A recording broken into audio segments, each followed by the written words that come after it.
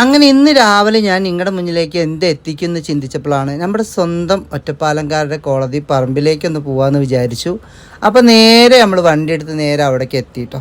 അതിൻ്റെ അടുത്ത് തന്നെ പോലീസ് സ്റ്റേഷനും കോടതിയും ജയിലും റെയിൽവേ സ്റ്റേഷനും ഒക്കെ അടുത്ത് തന്നെയാണ് കേട്ടോ. അതുപോലെ മരങ്ങളായി ചുറ്റിപ്പറ്റി കിടക്കുന്ന ഒരു പറമ്പാണത്. അതുപോലെ കുറേ ഐതിഹ്യങ്ങൾ നിറഞ്ഞ് കിടക്കുന്ന ഒരു ഇതാണ് കേട്ടോ. 120 വർഷത്തോളം പഴക്കമേറിയ ബിൽഡിങ്ങുകളാണ്. അങ്ങനെ ഈ കാണുന്നതാണ് കോടതി. ഇതിൻ്റെ ഉള്ളിലേക്ക് കയറി വീഡിയോസ് എടുക്കാനുള്ള ഒരു അലോഡും കാര്യങ്ങളൊന്നുമില്ല. അപ്പോൾ നമ്മൾ കുറച്ച് വീഡിയോസ് പുറത്തുനിന്ന് എടുത്തു മാത്രമേ ഉള്ളൂ കേട്ടോ.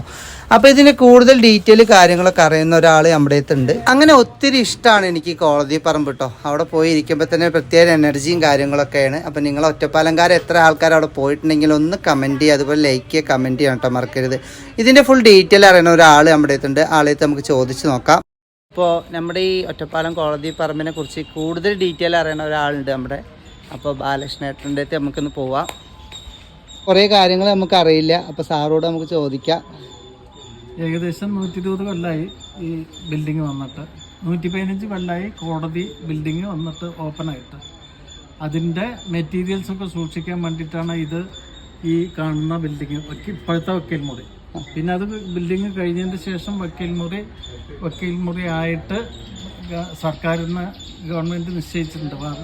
BTRലുണ്ട് വക്കീൽ മുറി എന്ന് പറഞ്ഞിട്ട് 14 മുറിയാണ് ആകെ. 14 മുറികളുണ്ട്. അപ്പോൾ ഇത് എത്ര വർഷമുണ്ട് സാറ് പഴക്കം ബിൽഡിംഗ്?